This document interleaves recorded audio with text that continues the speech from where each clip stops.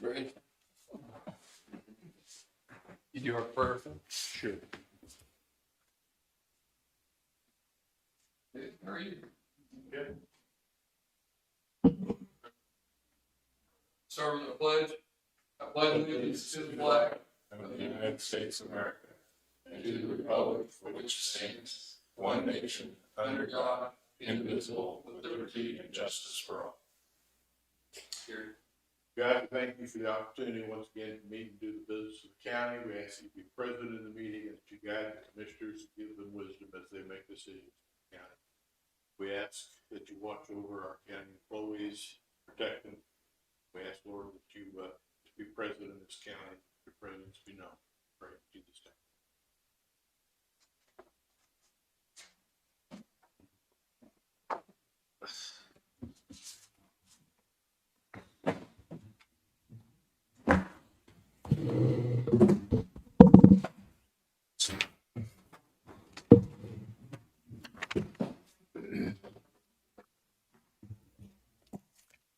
Reviewed the minutes from last week and make a motion that we approve them. Second. Moved and seconded, all in favor? Aye.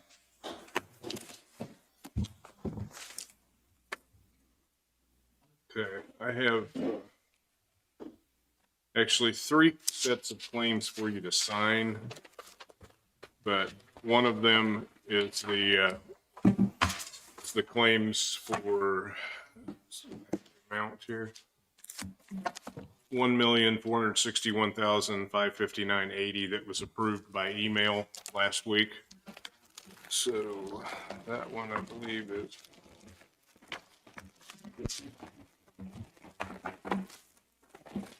Yeah, so that one has been approved, just needs signatures.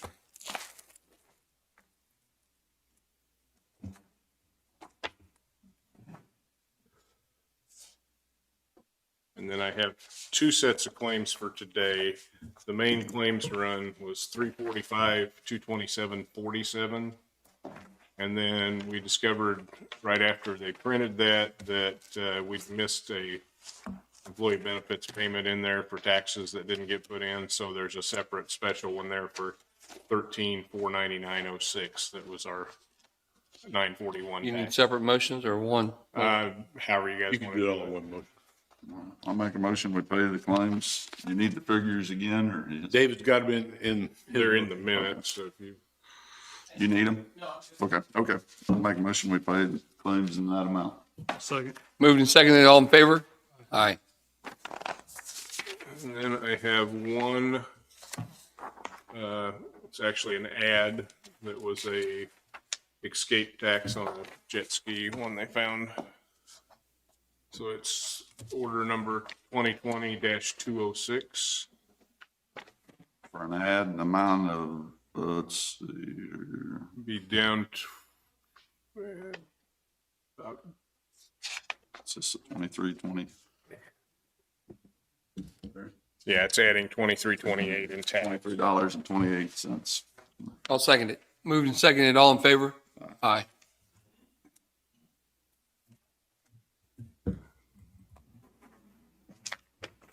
And sheriff sent copies of his report this morning. Printed copies of that for you.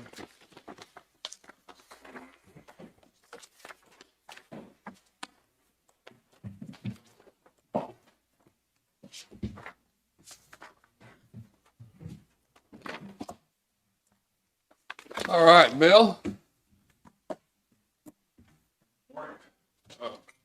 Update on the project. We are now under roof. We're in the drive pretty much.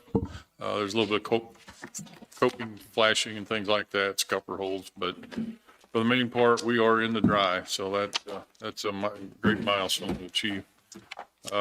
We have 90% of the metal stud framing done, probably 99% of it. You will start to see some drywall go up on single sides. We're doing the rough ends on all the petitions, electrically, mechanically. Exterior wise, we're trying to get the brick completed. The EFS guy, your stucco system will be ongoing. we're at the point with the roof finish that we can finish those. So your exterior building's gonna start closing in pretty quickly. Windows are ordered. I think they're due in here the second week of November, something like that. So those will go in very quick. Building will close in, start looking like a finished building from the outside. All right. Gonna start site work this week. Gonna try and get the retention pond to grade. The drive coming in from the west grade, and the drive going out to the Sally Port and everything on the north elevation. We're gonna try and get to grade so we can start paving in those areas. So start seeing permanent paving going down. Did we determine about the street with the city? I need to visit with you about that. I think we've made a tentative agreement, but, I need your input on it. I did have one thing I wanted to clear up, though, that, and I think I may have said something to you guys about it, but that was, in the last time you met, we did the walkthrough out there, and Warren had said something about a total of 60 beds when we opened, and that's not correct, and we discussed it the next day, and he verified that I was right, that there'll be 60 beds in cells, and then 32 beds in the dormitory when we open. Right. If that dormitory space is ever converted to cell space, there'll be a total of 96 beds. But with the dormitory, as it will be when we open, there'll be 92 beds. So rather than 60 beds when we open, there'll be 92 beds. So You got anything, Dan? Bill, you got anything else? Nope, that's it. All right, have a great All right, week. you guys too. Thank you. Thank you. Doug? Morning. Fire department report, 2 calls this past week. One was a landing zone and the other was cleaning up a small fuel spill at a motor vehicle accident. Is, in your budget, coming up in January, are you planning on buying any significant item to replace anything? I don't believe, got to go back and look, but I do not recall anything in the budget If you are, just capital outlay other than our gear, our usual, your usual packs sets of and gear. all that stuff, yeah. but it's the bunker gear, pants and coats. But no pumper trucks? Or No fire bumper trucks. Or anything? There's no major equipment purchases that we're anticipating at this point. I think I'm gonna tell everyone that if they've got, it's not just you, but Sean and everybody, if they've got big items, just to remind us, hey, down the road, we're trying to buy this year. So it's better than come out the day before and say, hey, look, I'm ready to buy this. Yeah, I don't recall anything off the top of my head Okay, I appreciate it. other than our 10 sets of bunker gear. Okay, you got anything? No, I don't have anything. 1 to 2 inches of rain expected Wednesday into Thursday, and no severe weather currently expected. We got through the weekend without any severe weather, so I think our nurse starts this week. I know she starts this week. I don't know if it's today or tomorrow. I've got some information on that. Yeah. We need to take care of it. Okay. All right, thank you. yep, have a good day. Galen?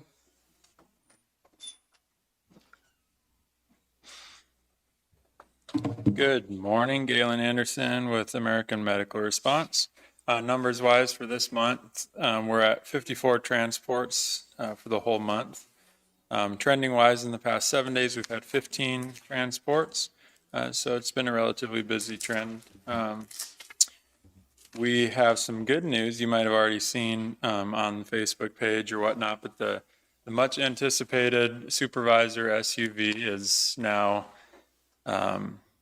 at the headquarters in Kansas City. It was delivered up from the conversion shop in Texas about 2 weeks ago. So the holdup basically is waiting on the paperwork to be able to get it inspected and tagged.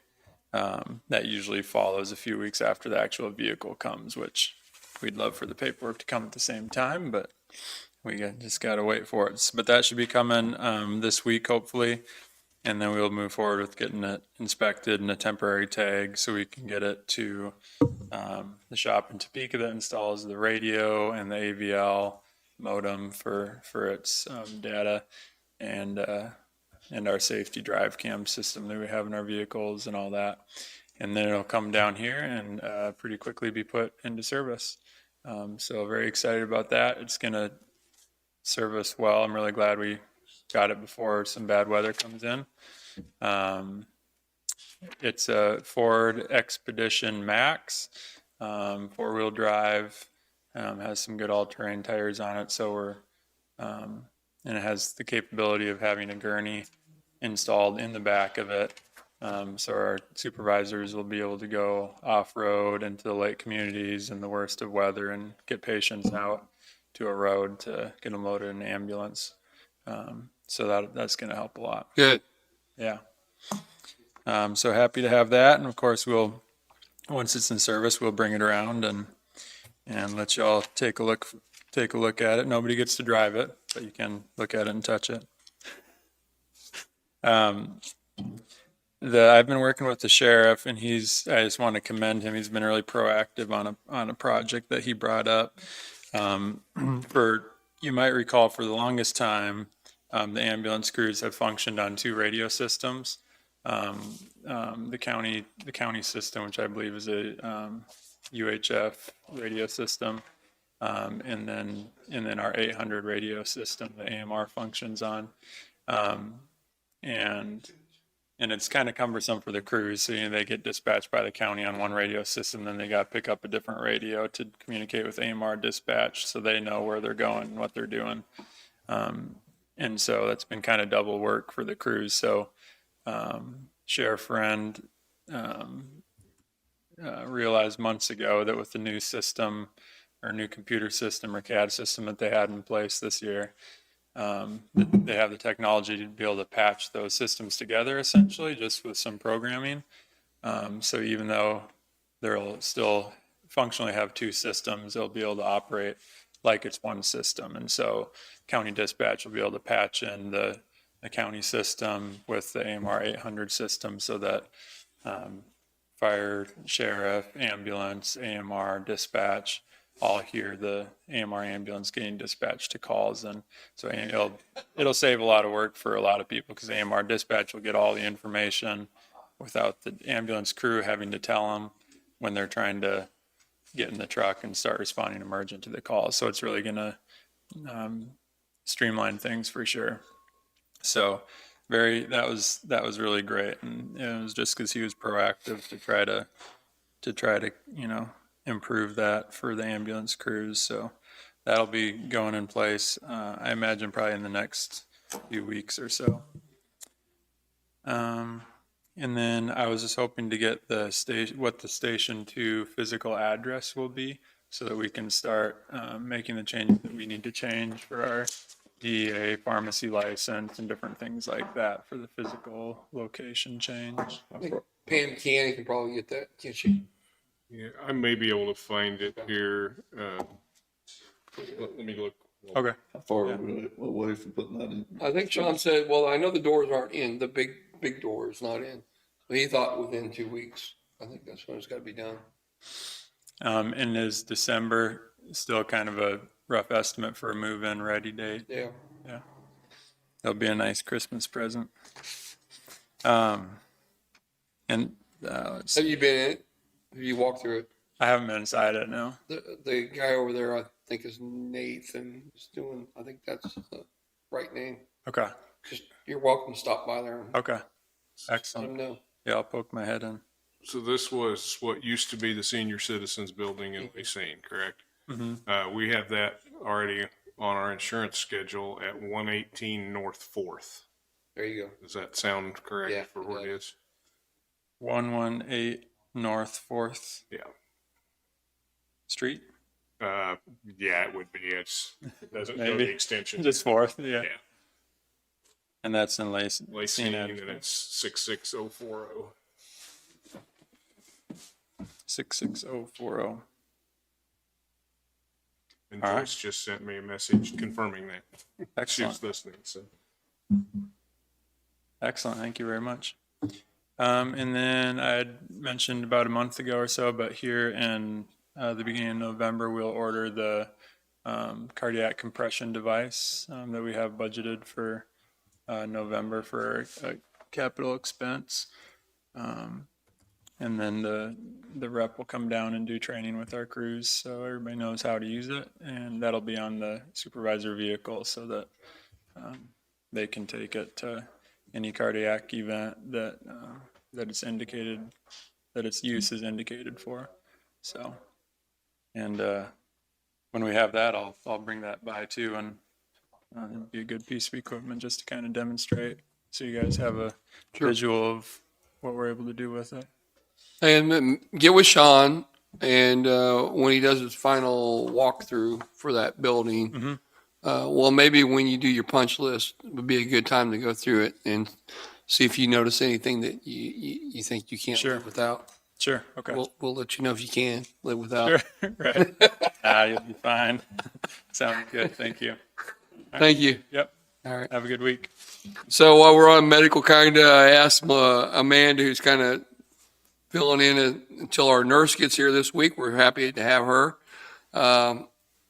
About the booster shots that you've seen that they've been advertised on TV for Johnson County, starting to give the booster shots for the COVID if you're interested.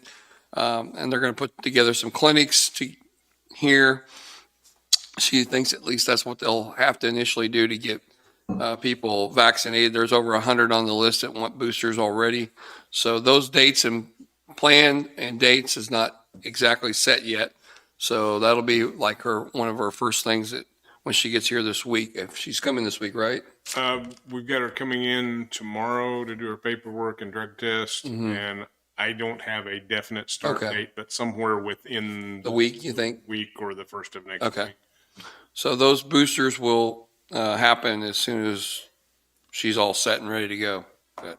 So we do need to take action on that because she was interviewed at one of our recent meetings, and then we made an offer after that, and she's accepted. So I've got the details here that we'll need for a motion to make that official. We'll do that in just a second. And they got some flu clinics going on right now. So if you're interested in a flu shot, the health department has flu shots available. I would just call, and I don't know that you need an appointment, call and see when they have some dates and times for it. Okay, and let's do that motion. Okay, so we have Melissa Lancaster, and we'd be hiring her as the Health Department Administrator and Public Health Officer. $58,705 per year in an exempt position. If you calculate that on normal work hours per year, it comes out to 28.2237 per hour, which is range 16, step H on our scale. Okay. I'll make that motion that we hire Melissa Lancaster for that position. I'll second it. Been moved and seconded. All in favor? Aye.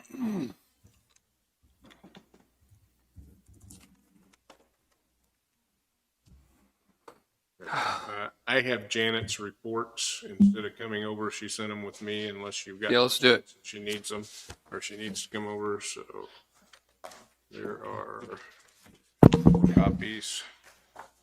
So she has supplied her tax settlement and interest reports.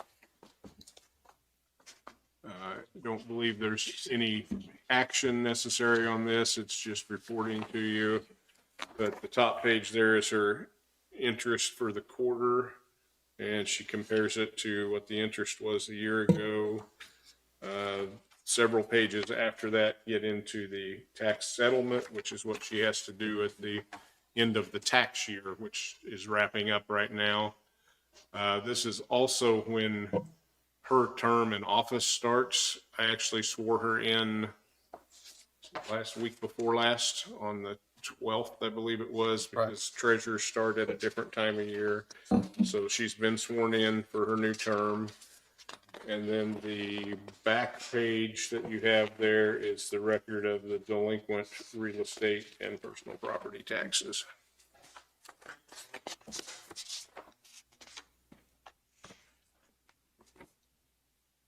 And she said she could answer questions if you needed anything on that. So the delinquent real estate is $1,047,818.53. The personal property taxes is delinquent that is 32,669.55. We're down to one page and that's good, right? Yep, that's good. And if you'll notice, 3, 5, 6, almost 700,000 of that, personal, or that real estate tax is in the last 3 years. Yeah. Which is good. Yeah. When it's bunched into the tail end, that means we haven't even had a chance to sell it yet, so we'll collect a lot of it. Okay, good. And then I'll just give you the interest numbers on the Super Now account. The interest is, for 2021 is $555.99. Certificate deposit interest for 2021 through September is $18,851.61. And for the construction, I assume that's the jail over here. The interest on the Super Now account is $2,421.66, and their certificates of deposit for that is $10,608.27. And add it all together for 2021 up to September, third quarter, $32,437.53. So that is down a little bit from the 2020 number after the third quarter. Interest rates have been bad for a while now, but also on the construction account, as we pay more of that, bill, the balances are going down, so we expect that interest to be lower there too. Anybody, any questions on that? All right. Sean?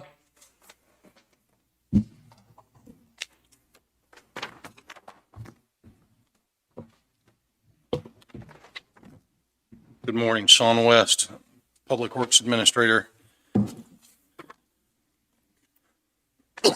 Excuse me.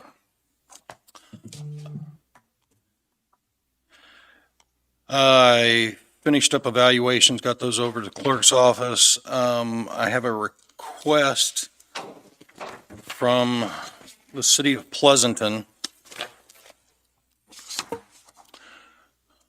to change or lower the speed limit on Thomas Road south of the city limits as it comes into town. The request is not only a request made by the city itself, but also a resident in that area. I looked at the area itself. It drops off rather rapidly. They're requesting that it drop down to 30 to 35. Another 100 to 200 feet before the city limits, which would be pretty standard for most entrances to most cities. Okay, so we need a traffic study for that, right? To do speed limits, we'd have to have a traffic study. We can have our on-call engineers do it. I mean, if you knew how, you could do it, but you've never done one, so Correct? I'd say let's pass on that. And our on-call engineers, they'll charge us, by the hour. It'll take a couple hours. It's not a big deal. But when we adjust speed limits, we have to justify it with a traffic study. So then based on their traffic study, they'll determine what's called the 80th percentile number, which is where the speed limit ought to be for that area. They'll look at things like sight distances, other issues like that, visual limitations of other types, and they'll make a recommendation. And then if you want to make that change, we do a resolution to set it. So I'll move that over and have that evaluated by our on-call engineers. That would be probably the best way to go. There might be somebody else out there who could do it, but I think since they're already on contract and available, that's where I'd go.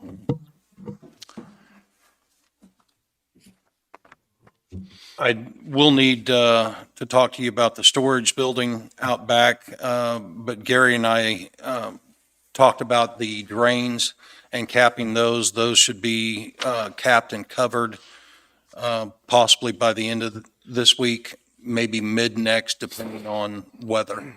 This week, we're going to take some rain, so it may prohibit us from getting it done this week. the city has worked with us on that and told us how and where they would like to see him capped or are willing to see him capped. And so I went over with Sean and he's going to take care of getting it done. If I may, I don't mean to keep interrupting you, but I am. If, while we're talking about that space out there, I need some direction from you on that. As you probably recall, on the plan, there is a curb that is going to run north and south about, 15 feet from the west end of this building. It'll run north and south through there. And that would be the end of this parking lot. Okay? The space beyond that curb where the car wash was and the building we're having taken down was, that space on the plans just shows as a grassy area. Right now, it's all concrete gravel. I'm assuming that you're going to want that to be overflow parking. And so one of the questions that we had as we looked at it is, what kind of surface are you wanting in there? You're going to leave the concrete and gravel just as it is, other than the fact that they'll be, of course, covering up the drain holes? Or you want to hammer out the concrete and go with all gravel? Or you want, I don't know, at some point you may want to concrete the whole thing. And then, of course, there's the question of you're going to have a concrete parking lot here and a gravel parking lot there and a curb running down between them. Is that going to be a problem? Or you picture the possible problem that it could be? I know somebody roaring through there and hits that curb. I don't know. You just need to think about that, and we need to give them some direction, because if we want to make a change and take out that curb, for example, we need to do that before too long. I'm not suggesting you should. I'm just going to think about it.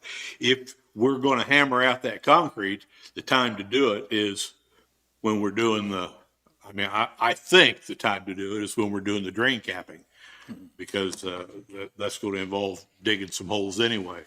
So I just want you to think about what's going to be out there.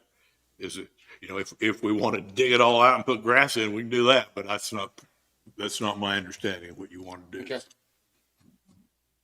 Okay, sorry, John. Not a problem.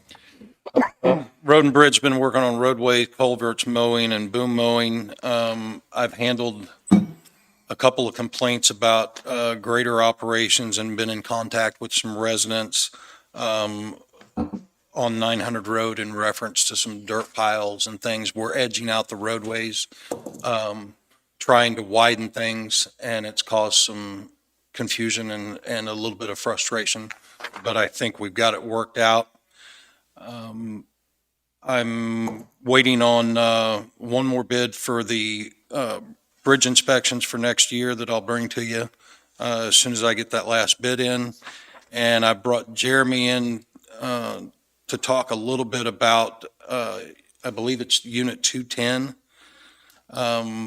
We're looking at a motor replacement and wanting to replace the motor at the shop rather than here for several reasons. And I'm going to let him explain the technical reasons for that, as I would probably mess that up for you.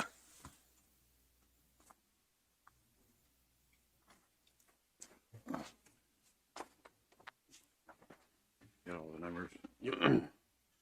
Well, we're looking at replacing a motor in 210 because they say that it got dusted because there was a crack in the air duct behind up against the firewall where we couldn't see it.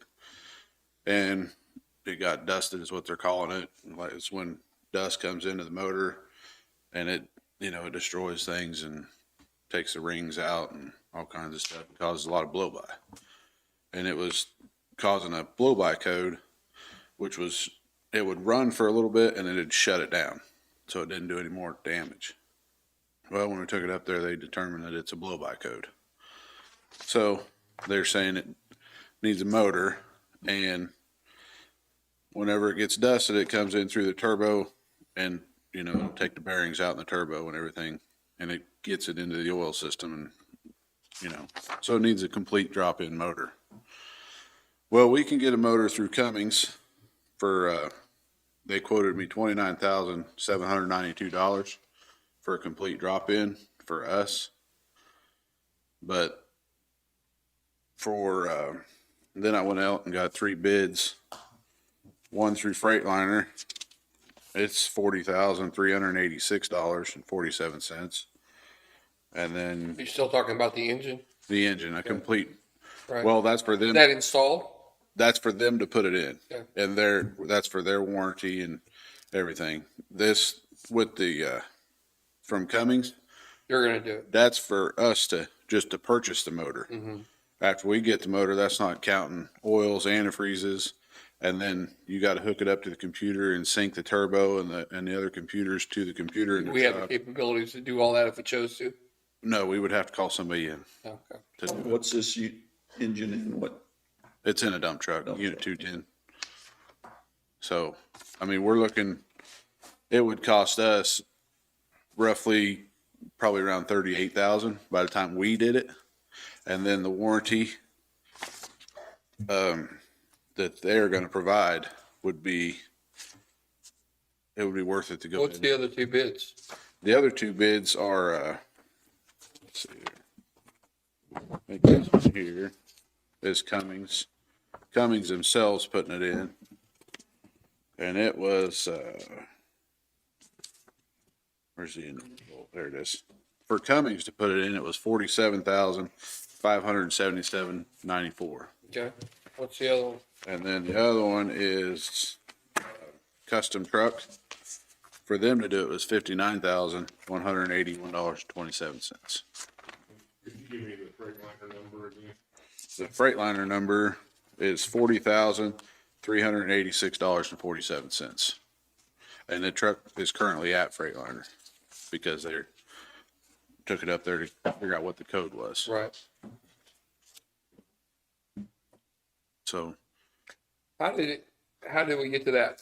How did it get blown up? I mean, Well, did it's somebody not do their maintenance or what? Well, the crack is back there where you couldn't see it. Yeah, I know, but it got that way for a reason. Did somebody not fail to do their maintenance or They what? got maintenance and everything. It's just traveling on these dirt roads Okay. and it's stirring up gravel. And that thing, whenever you have a load and you're going up a hill or whatever, it's sucking some air and then that crack will open up and it's sucked in a bunch Okay. of dust. So that makes sense. I understand. So we didn't, it just, Because that would be a question that I would think to ask. yes. Yeah, and I understand that, but How it's many just, miles is on the truck? I think there's around 160 on the truck. So there's still a lot of, put a new engine in it. Yeah. You put What's it, the general life on those engines? well, they should go 300, 400? On a road truck? Yeah. On a road truck, yes, but to where we make several short trips No. and we're going, but Okay. we're kind of basically like taking a regular vehicle and going on the highway and traveling to California or, a little short city drive. We're out faster. So what's your preference? Freightliner? My preference would be Freightliner because it's already there and they're the cheaper bid. So And do they they- have a current warranty on the dump truck as it is? No, there's no warranty on it. How old is the dump truck? It's quite. It's a couple years? 2012. 2012. So What is the warranty on this with the new? Oh, was it 12 month or 100,000 miles? Okay. So it's either that or we can get a new truck. Just pull it around. Yeah, pull it around back and pull a new one in. But, All right. you guys, if you want a new truck, it'd be great, or put a motor in.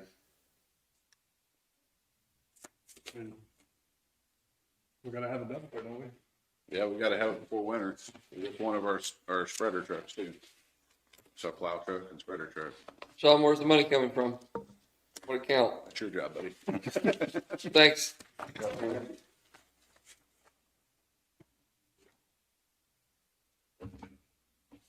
Special equipment is where I believe we'd pull it from.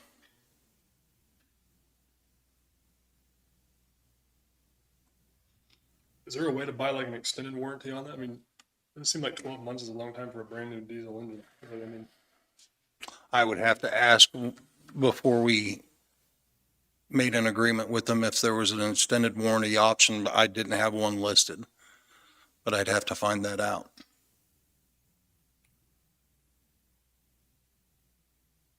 balance in, excuse me, special machinery right now is $779,725.90. Okay. Hey, do you want to make that phone call when we're done here and see if there is an extended warranty and what the cost would be before we make a decision on it? That's fine. Okay, is that okay? Hey.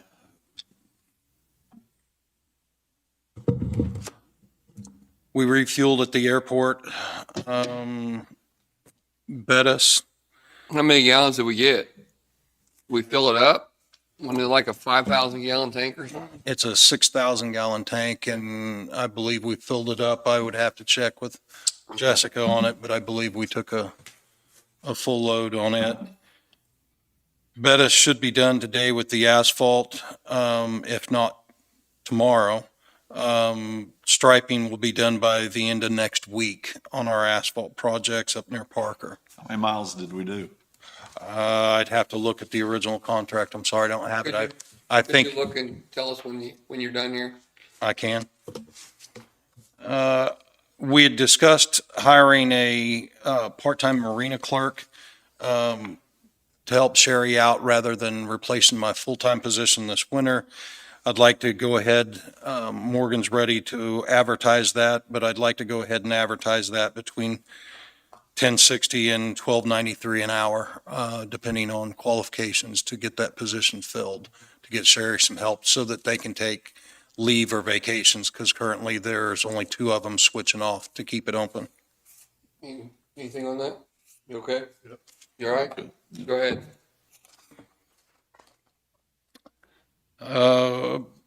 Hopefully at our next training, we're going to do some Pub Works training with our tablets and get those implemented into the graders. I'm working with IT to try to get the training available to them while they're also doing next month's training is grader operation, because we have some new grader operators. Good. So Foley's coming in and going to do some training. We're going to try to follow that up and get the tablets put out in the graders. And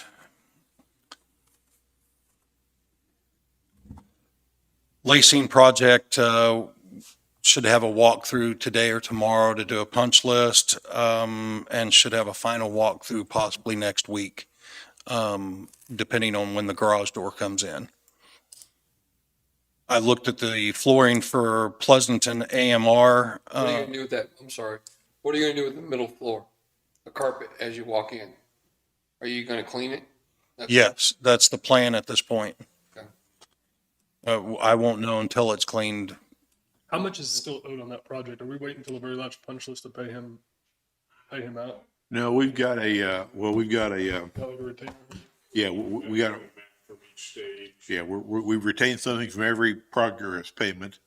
And, I think that retainage will be held for 90 days after we accept the project. On the fuel, you were asking about how much. George just sent me a message. 4,919 gallons is what we received. While we're talking about that, should we get a sign that talks about allowing public? I mean, I don't know, does a whole lot of people know they can use that? I mean, beyond like the airplane guys, can they use it for race cars and stuff like that? Help us sell it? Or should we be? Huh? Should we allow that? I don't know. That's what I'm asking. I mean, I don't know either.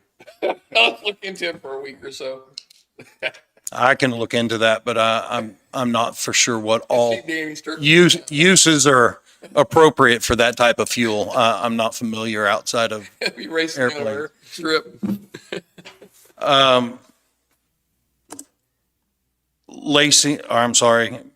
Pleasanton, AMR building.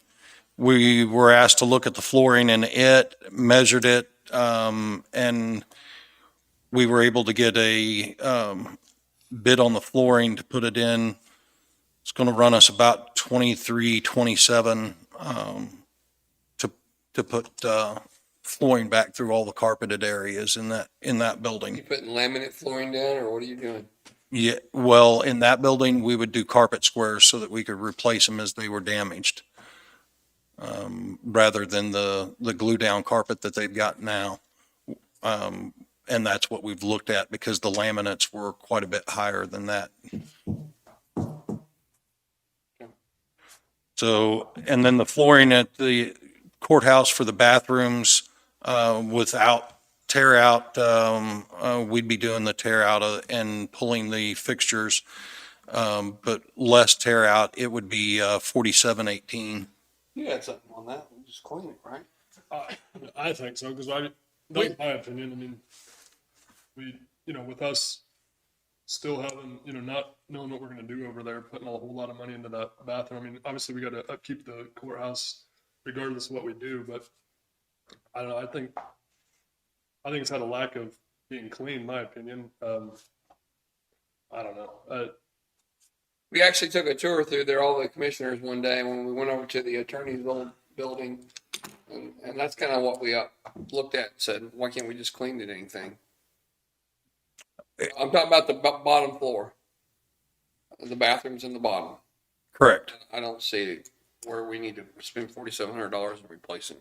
Okay, you want me to look at just cleaning and touching up or gluing down any areas that have pulled up and, That's fine okay. for now, right? Yeah. Now, the upstairs one right there by the treasurer's office in the DMV, next to the DMV. Yes. Little bathroom there. That one's had the flooring done in it. Is it done now? It's upgraded? It's not all messed up because It's clip or the. Snap together laminate. okay, good. Look- Good. Yes. All That right. looks good, yeah. All right. Because it Yeah. was a mess there. Maintenance put that in and yes, They it's, did a good job, yeah. yes, that one's been done. Other than that, I needed, probably 15 minutes on legal. How's the weed department going? We meet each week, and each week he's given me updates on his training and studying for the tests. And we've also discussed projects as far as building maintenance, inventories, looking towards the end of the year. We have to have a end of the year report to the state. So he's been working not only with me, keeping me updated on where he's at each week, but also working with other parties as far as getting the end of the year stuff that we needed to get done. And he's looking outward to start planning on taking that test here. Should be towards the end of the year or the first of next. Is he transitioning into it pretty well? It's going well, and I think meeting with him each week and getting updates and having that face-to-face conversations working well. I've kept a file, and he's provided me with documents of everything that he's done or needed. So, go ahead. What about his assistant? Is it Carl? Correct. What's he doing? He's continuing to study to go back for another test, probably about the same time.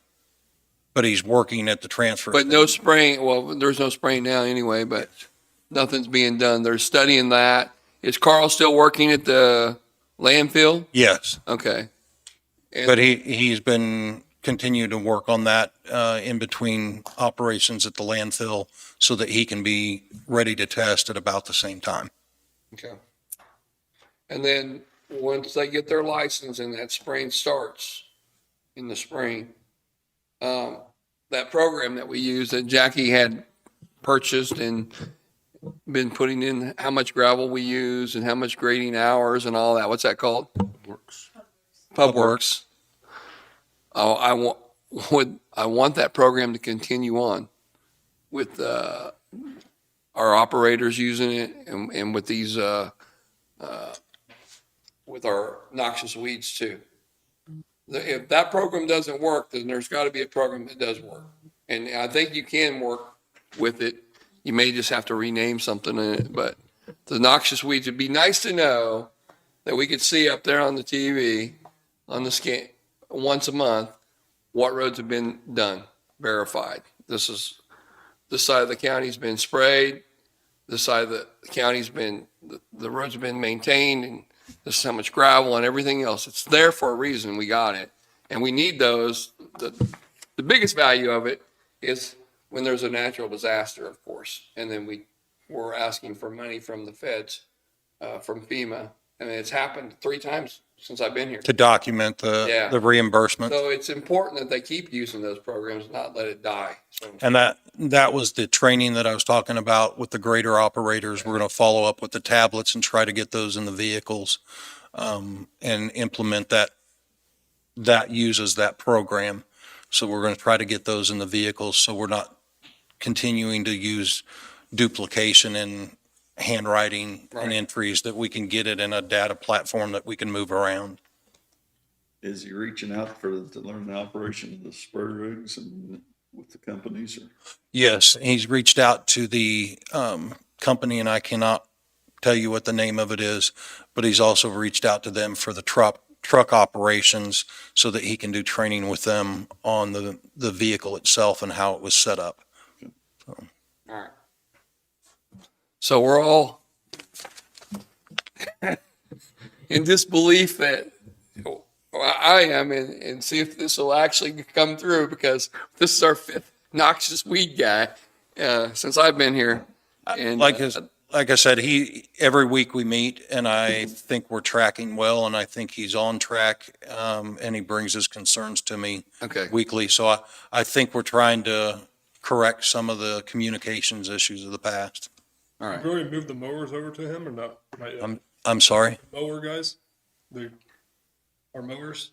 No, the mower operations still remains the same. So we're just trying to get him in there and get him comfortable, and then we'll start all that, or what?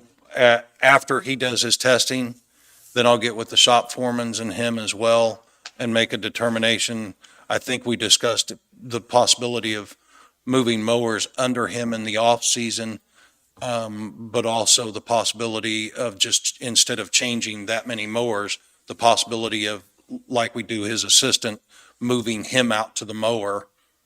So we only move one person and not change What I thought we a chain of command for 6 people. And so it'd be the least amount of change, and the most amount of productivity out of it. So. And then I'll make that contact, for the extended warranty. And I believe that was it that you need from me.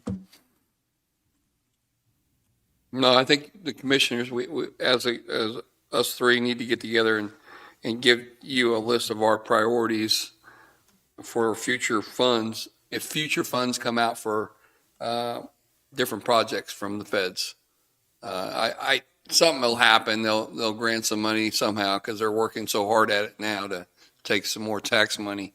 If it comes this way, what are our priorities? Is it paving roads? Is it we talked about the landfill and all that stuff. So we need to have a list ready, because they give you the money and they say you got like 30 minutes to spend it, and 2 weeks to have the project done. So I'd like to be ready to go in case if it happens, what we're going to do. So All right, thank you. you ready?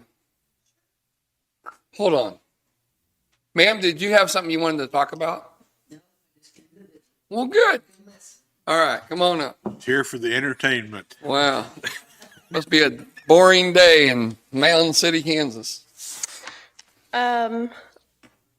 So Joyce answered your question about how much fuel we got. We have a 6,000 gallon tank. We try to order when we've got about 1,000 gallons left at the airport.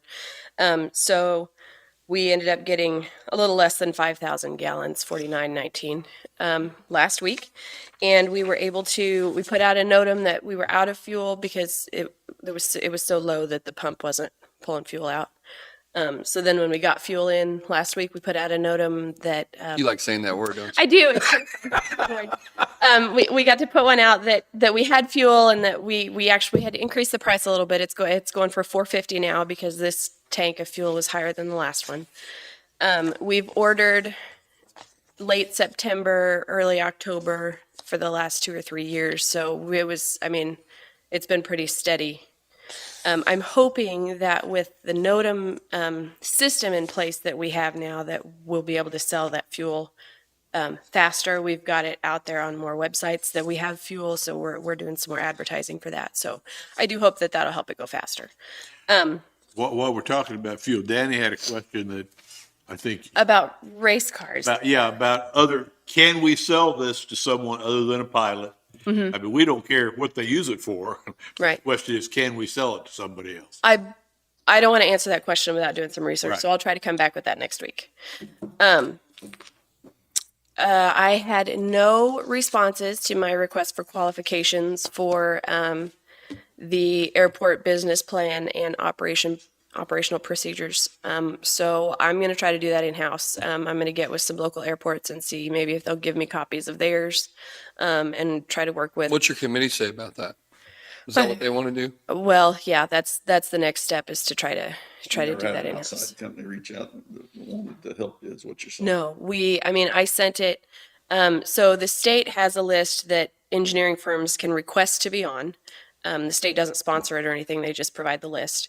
I contacted each of those companies, sent it to them directly, and I had the Kansas Aviation Association send out a notice to everyone on their list, and I got no responses.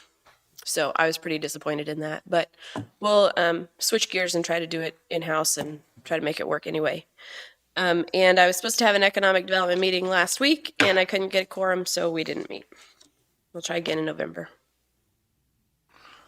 Regional Planning Commission is supposed to. So are you keeping a list of the people that just couldn't make it? Yeah, Okay, so if they can't make it a couple times, then we need It's to 6. replace it. 6 is according to the bylaws. Okay. So yeah. Regional Planning is supposed to be here at 11:15, looks like. We're going to talk about the ARPA funds, and maybe if I don't know if you guys saw my email, maybe if you have ideas on where you want to spend that, Taylor can kind of help us decide whether it's allowable or not and how we're going to spend those funds. So she'll be here later. Okay. Okay? As far as your airport, the people that own lots out there right now, is that what you call them, lots? Uh-huh. Do they have any plans? I mean, do we have any plans from them as to what they're going to do in the time frame or anything like that? So no, what I'm hearing is that the tax structures out there are cost prohibitive to building. So I don't know if we're kind of looking at that and seeing maybe if we can do some different strategies to try to help that. That was going to be one of my topics for a consultant if we got one, but we didn't have anybody submit anything. So that it's on my list to try and look at the tax structures out there and see if we can help mitigate that in any way. Or are they getting hit by Pleasant and the county? Yep, because it's in city limits. So anything else for me? I don't know anything. Thank you. Thank you. Gary, you got something? I just need some, executive session time, probably 10 or 15 minutes when For legal? legal, yes. Sean was wanting 15. Teens. Anybody else need anything for anything? Make a motion, we go into legal, executive session for legal for 30 minutes. Second. Moved and seconded, all in favor? Aye.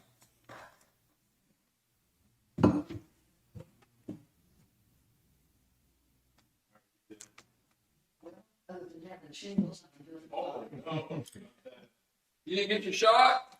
Oh, yeah, but I got out home so long ago that claimed that one when they did it. Really? Yeah. I think we got it 10 years ago. It's amazing when you shot, they're talking about, we were at my son had a play up in St. James, and a lady was paralyzed, thinking she was shot. Oh, see that. Is it just one shot or two? Well, we had 1%, but now you do 2. So I guess it'll work.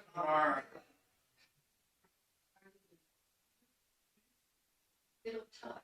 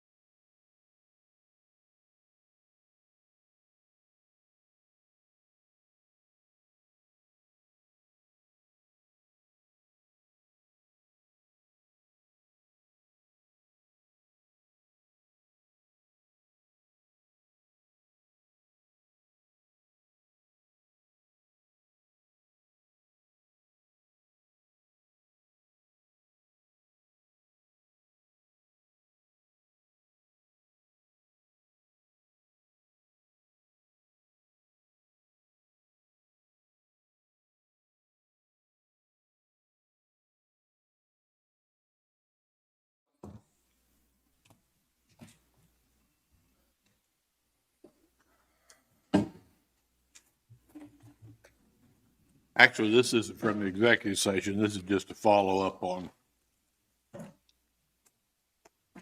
your previous discussion, I think. And this is which one is this? Are we doing The warranty thing? the motor? Yeah, we want to make a motion to, what's the amount of that engine? It's Installation was 40,000 something? Olathe Freightliner for the installation of the motor at $40,386.47. Okay, that's my motion that we pass that. And we're still going to look at an extended warranty, but that does not include that at this time. That's my motion. I'll second. Moved and seconded, all in favor? Aye.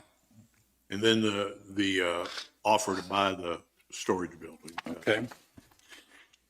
We had a offer to purchase the storage building from Angie Smith for $1,000. She said it would take 2 weekends to take the building out, which the Monday following that would be November 8th. I would recommend we accept that bid with the removal by the 8th of all the materials to include the metal and the framework from the property.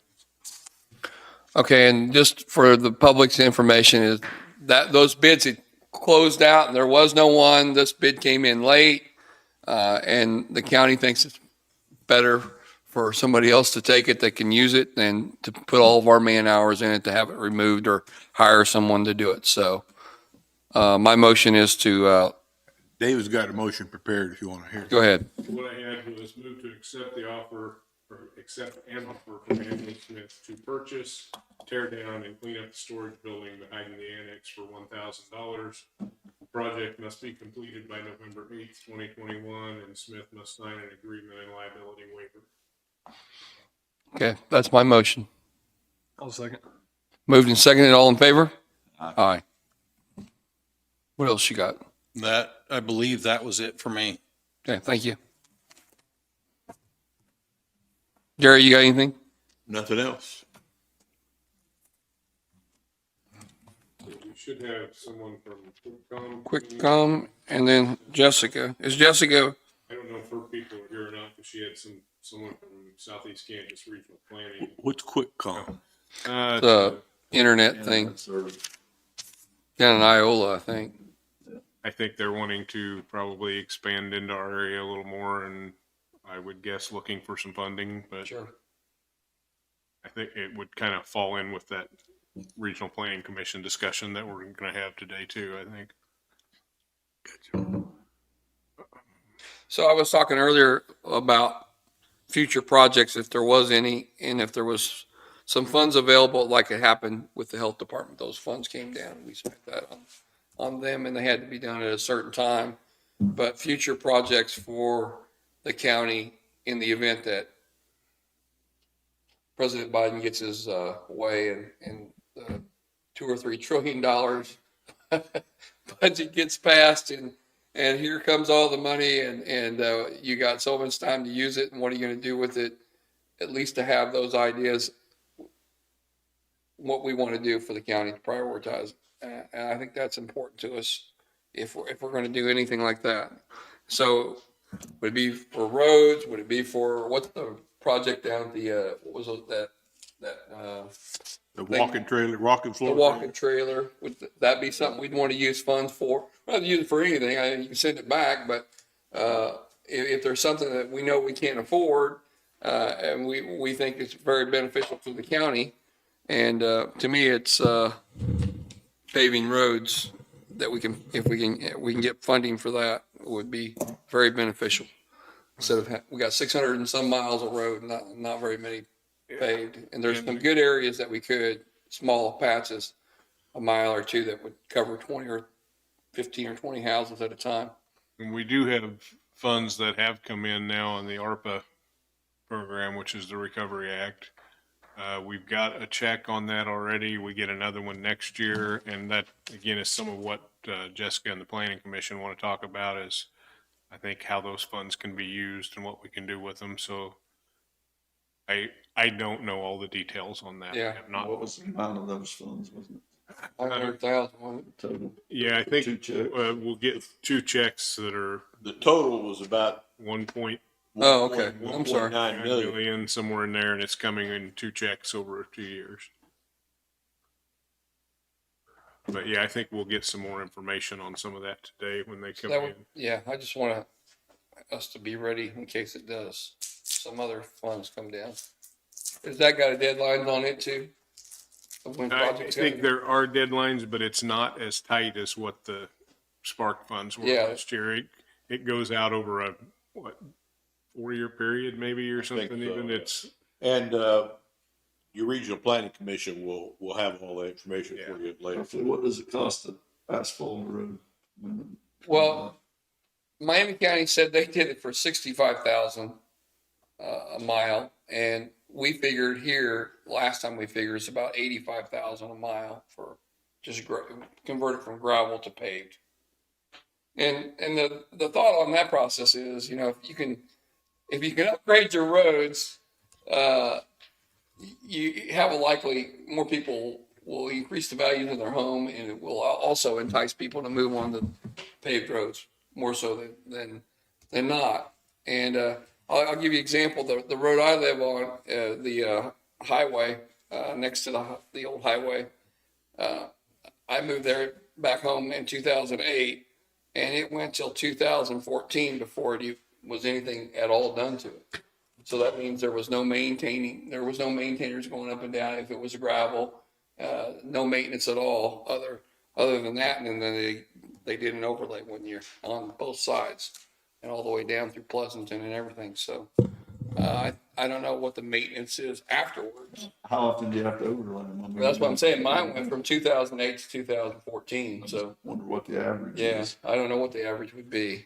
I'm sure there's a study out there somewhere. I'm sure there is. Do it, amount of travel too.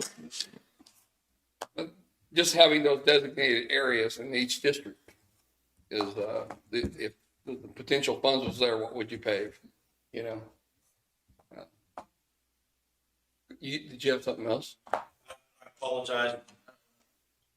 I believe it was Jim asked on the Bettis project on how many miles that was. And that's a 10-mile roadway, 24-foot wide. That's in Parker. Yes.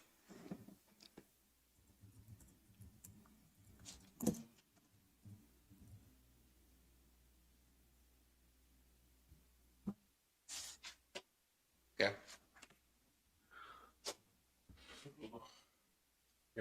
time till anybody's supposed to be here. Next week will be the day before election. So I would really like to get out of here as early as possible next week because we're gonna have a lot to do that day to get ready. I had one entry on the agenda already for next week that was the comp plan committee at 11 that Jessica had scheduled. But I might talk to her and see if there's any way we could move that up to about 10:30 but I would love to get out of here by around 11 if we can next week, just to try to get everything ready.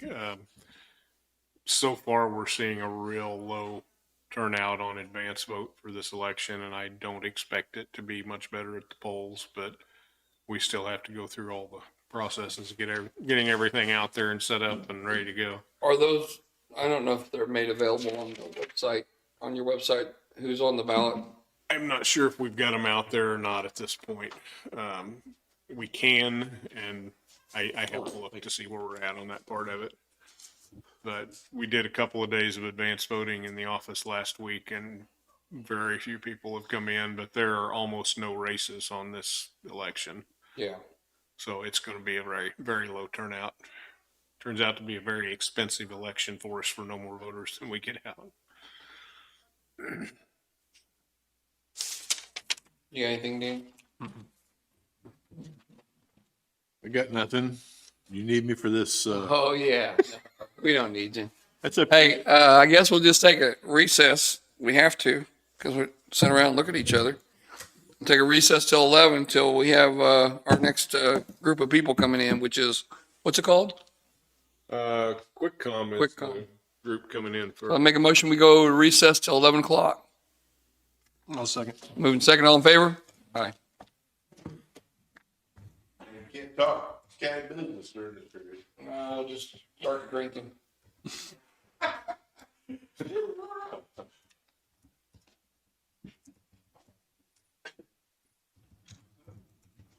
Hey, Jackie, was you able to get, the lady you probably can get them put together as a, for next year? I tried doing that at the beginning of my session last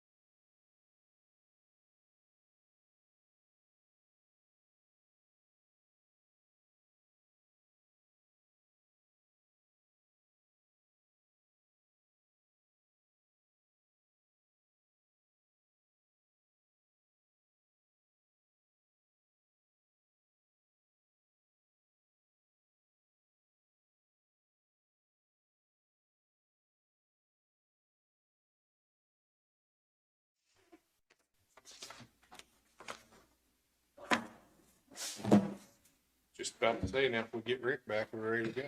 There we go. All right, we're back in session now, so from recess, and you guys want to come on up and introduce yourself and tell us a little bit about your company and what you're trying to do.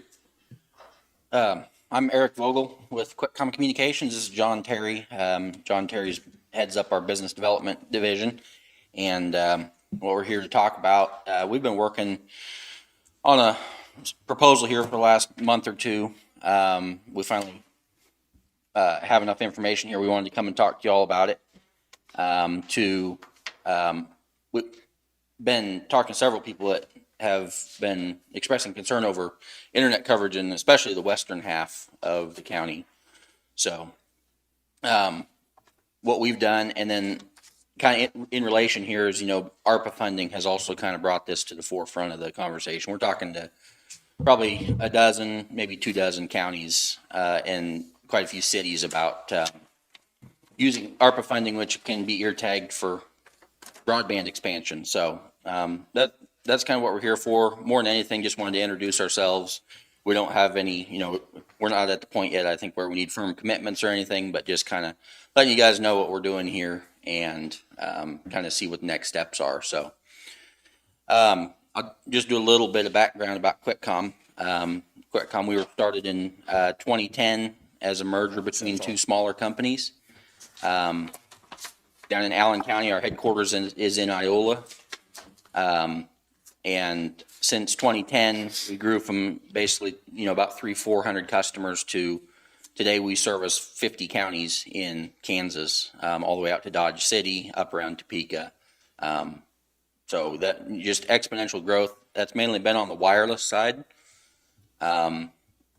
Wireless internet, where we put a antenna on a local water tower, grain elevator, so on and so forth. For instance, we're on the Beechner grain elevator here in town, several water districts. So you don't have fiber optic cable here? Back in 2017, we recognized that we probably need to diversify into fiber, so we started running fiber to the home back in 2017. Since then, we've turned on Osawatomie, Greeley, Garnett, Iola, Gas, and then there's some paperwork from the state of Kansas in there. That was a part of a grant that we were able to do with the state. Is that what this is? Yep, that's the state broadband department. We were able to partner with them to do Thayer, Altoona, and Fredonia. So we've done all that since 2017. We're wanting to do it. We're wanting to take fiber optic to as many communities as we possibly can.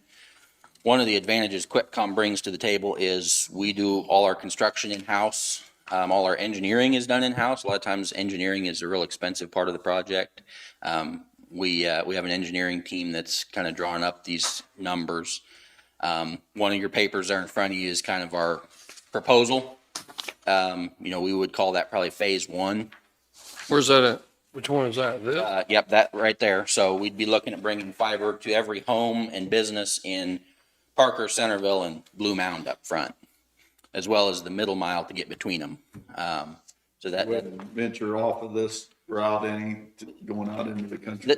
like I said, this is kind of our phase one. We're open to going farther. One of the unique things that QuickCom brings to the table in the county is we're currently doing wireless in the county. About 1 in 10 households in the county have QuickCom service, just under that.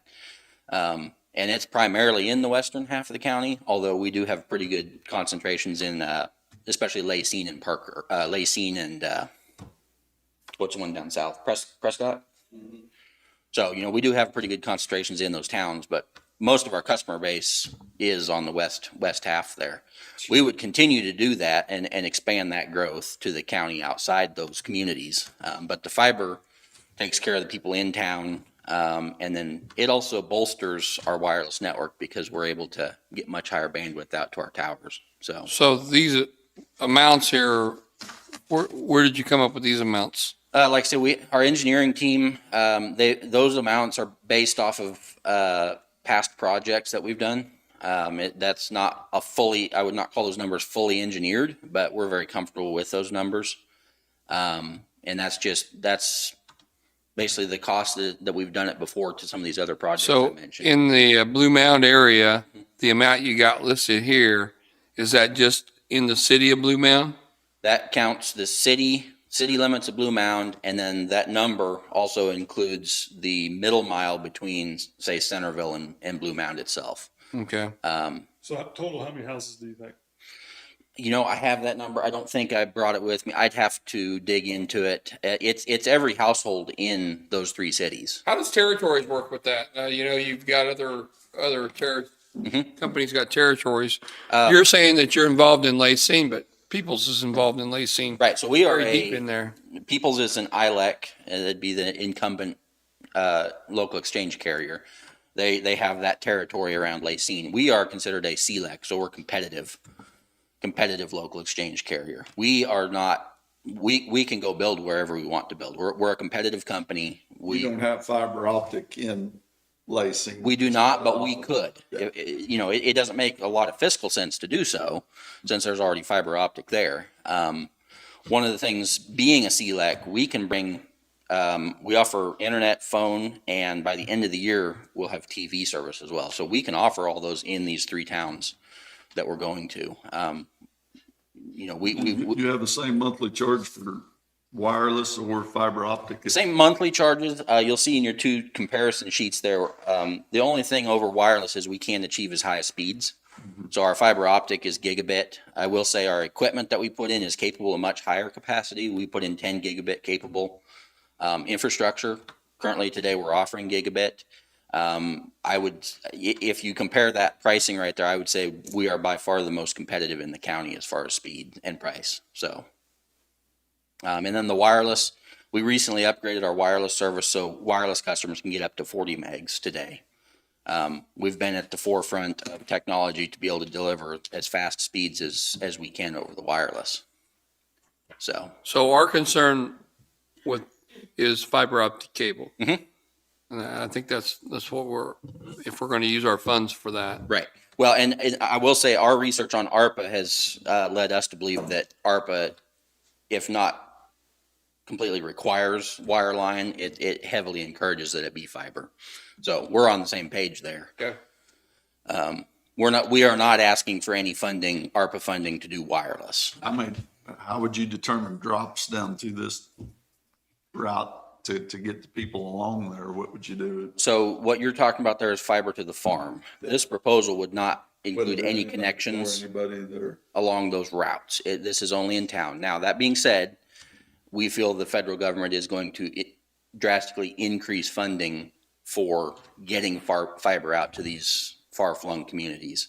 And this would allow us to, in the future, jump off. We would build that we build it with a handhole every mile so that we can split off and go down the county roads at a later date.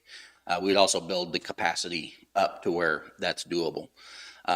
Our goal today is that we continue to expand the high-speed wireless out to the farms. And then, just to jump in real quick, yep. Because you had asked about ILECs, and this is something that I talked to Jessica about. Pleasanton and Prescott are in Crawcan's ILEC. Inside ILEC territory, those ILECs peoples as well already have federal funding to build fiber throughout that defined territory. So fiber to the farm in Prescott, Pleasanton, and up in Peoples ILEC is already, if not done, coming. So do you guys go tap into that or no? Well, this proposal, you probably can't really tell on the map there. We're going to probably come off of our current connection in Greeley to get over to Parker. That's how we would feed that infrastructure. Okay. Then how long of a project if everything was approved, how long would it take you to? My guess is under a year. We're pretty quick when we get started. Like I said, we have all in-house crews. We have the rock saws, we have the drills that we need to do to do the project. So we're not waiting on contractors' schedules and things like that. So, if 8 to 12 months, I think. This would be the total cost to every home. That's our estimate of the total cost. Now, we have, in our figuring, we think we have about 500,000 of that funded. So all we would actually be approaching the county for at this point would be just under 300,000. we've been, between QuickCom and other funding sources that we've been exploring, I think we have about 500 of it covered For fiber optic cable. for that project, right? For what you got here, Yep. out of this total amount that you gave us, you need about 300? That's where we're at right now. And we may be able to, And that could be put in a contract and you'd be happy with that? yeah. And, we are continuing to explore more options. So Sure. I think bang for your buck for 300,000. I don't think you're going to find a company that can build that much infrastructure for that. Okay. There's really not a lot of people out there like us that are doing this all in-house. It's usually all outside engineering, outside contract work.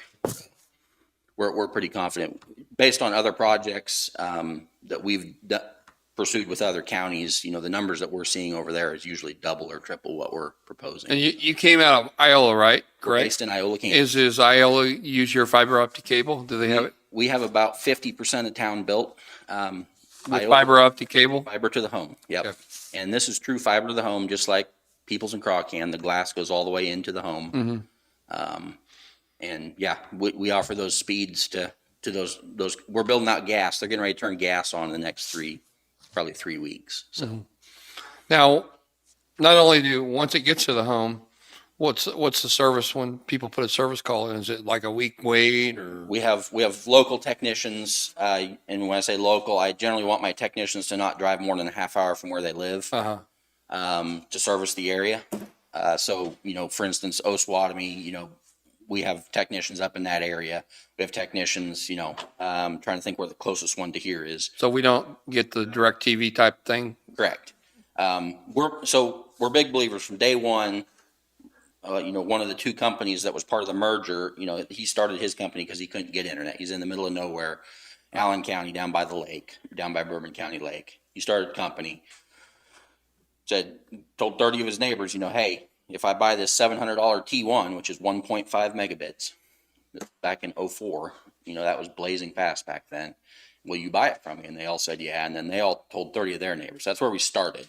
We've never put any of our customers in a contract.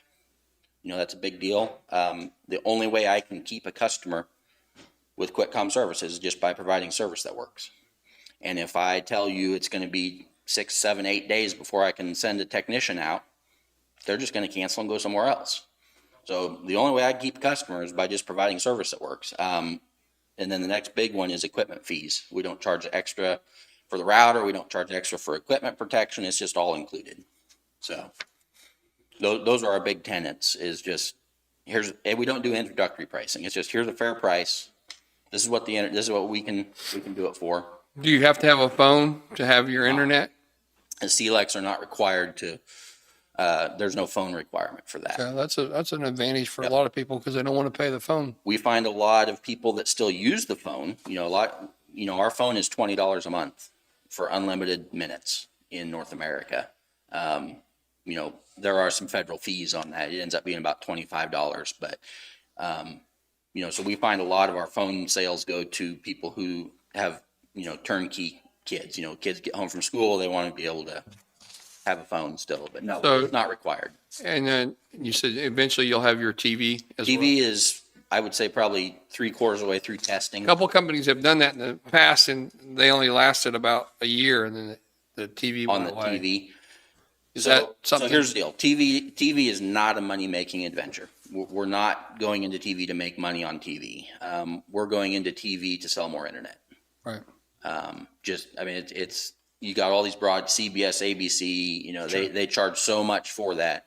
We're hoping to have a product that will, those customers that want that traditional TV service, we hope that they will buy more internet for that. So If you bring wire or fiber optic into Parker, Centerville, and Blue Mountain, are you going to put a tower there for the farmers and stuff to reach off of? we have towers, quite a few water towers already throughout the county on the west side. We're partnered with Wholesale 13. Okay. Urban 4 is that that Plum Tower? Yeah.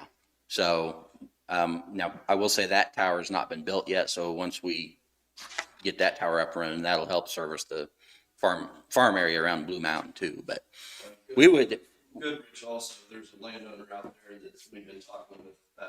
I used to run Midwest Connections, QuickCom acquired us. Okay. Back when I was with Midwest Connections, we were fairly far along in talks with the landowner there about putting the tower up to help folks in that area because that is a black hole. and that's an important point. QuickCom also has a crew, and we have the capability of building towers in the county too. So we can reach those areas fairly easily that are hard to reach with fiber. So I had Verizon wireless internet. It was the most horrible thing I ever did. So I would how not- could you? I mean, I would not compare us to Verizon at all.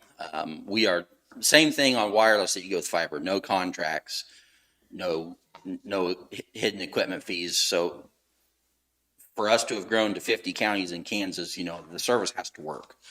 So if you have QuickCom service, it's going to work. I mean, that's just, but they're a multi-billion-dollar company. I mean, you'd think they'd have good wireless they stuff. probably suffer from that. Oh, really? We are probably the largest wireless provider in Kansas. I think that's a true statement, especially on the east side. I know that to be true. But we still, from day one, have kept the mentality that we want the individual service to work. We want to take care of the individual. We haven't gotten so big where it's just this, we don't care about you. Right. I'd rather not have internet than have something that didn't. Right. Oh. Exactly. And Verizon's going to put you in that 1-year contract because that's the only way they can keep you for a year. So That's good information. You guys got anything? So we don't know where we're at in the project as understand. far as time.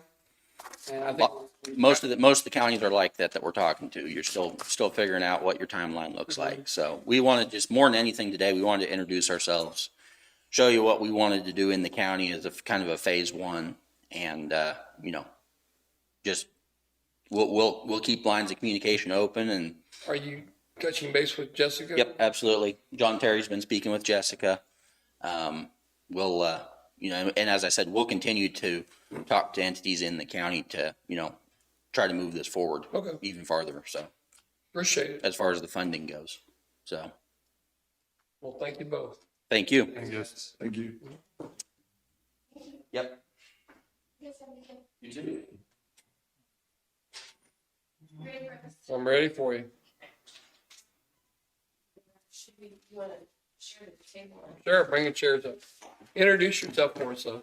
I'm Taylor Hogue. I'm with the Southeast Kansas Regional Planning Commission, and I'll administer the funds, so I'll be the one that you talk with every time. It's free. Do you want one of these? He needs one. And do you want one of these? Can you give one to the attorney? I did. Right. No, that's the clerk. Just give one more over there. Oh, Give that to Gary. sorry. Nope, you're fine. So I talked with Jessica a couple weeks ago, I think, just kind of where you guys were, what questions you had so far. So one thing she brought up was broadband, which QuickCom was just here. The very first thing on the right-hand side of your packet Okay. is frequently asked questions that QuickCom actually provided to me, just citing certain things from the interim final rule as to what would be eligible under ARPA expenditures and what they may look like. So it may not be of any help to you, but Jessica did mention broadband as an interest in something you would want to spend ARPA money on. So Okay. I wanted to provide that document. Okay. So the next question Jessica had asked me was, can you deny funds to eligible applicants? So if somebody came to you and said, can you fund the project, and it didn't align with what your priorities were for ARPA, can you say no, that you don't want to give the money even though it's an eligible expenditure? Yes.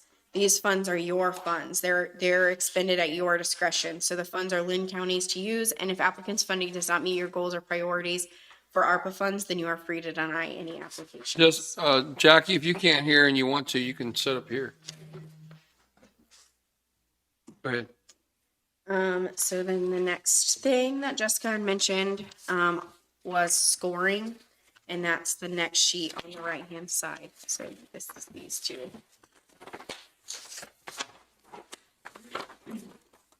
And I didn't really know what you guys were thinking, so I just found these two examples of different scoring systems that other counties had used. And so the first one is this scoring matrix, and it's super simple. It gives you the very clear outlines of is it eligible? How complex is it? What does it cost? How much of your community is benefiting from it? Are there any equity goals that it meets? What about sustainability? Is it going to last? Is it a long-term investment? Does it meet the census tract eligibility standards? Are they going to give any matching funds to it? And then if it's infrastructure, does it align with what the rules are laid out? So that's one example of how you guys could score applications that are given to you for the funds. And then this other one was just a document that they also evaluated their applications. And so they did it on a little different basis. The demonstration of need, is it a qualified, does it meet your goals? Is it adapted into the plan? Is it a priority? And then also, what does their funding or budget look like? Do they have community support? And do they have financial support? So if you guys are accepting applications and you want to use a scoring system when you get them in so that you can base your funding off of the highest scored applications, do either of these match what you're thinking? Do you have ideas of what you would want to score applications on? No, I don't, we don't have, I don't have any idea what. Yet. What, let me go back to maybe Jessica and either one of you. Exactly, where's the rule that says what we can spend our money on? So I'll get to that. Okay. So then the next thing that she asked was what can small businesses receive funds for, which are the last three sheets that were in the right-hand side of the packet. If you look at the first page, 2.5, there's a portion down there that says assistance to small businesses. Then on the next sheet, number 17 talks about assistance to small businesses.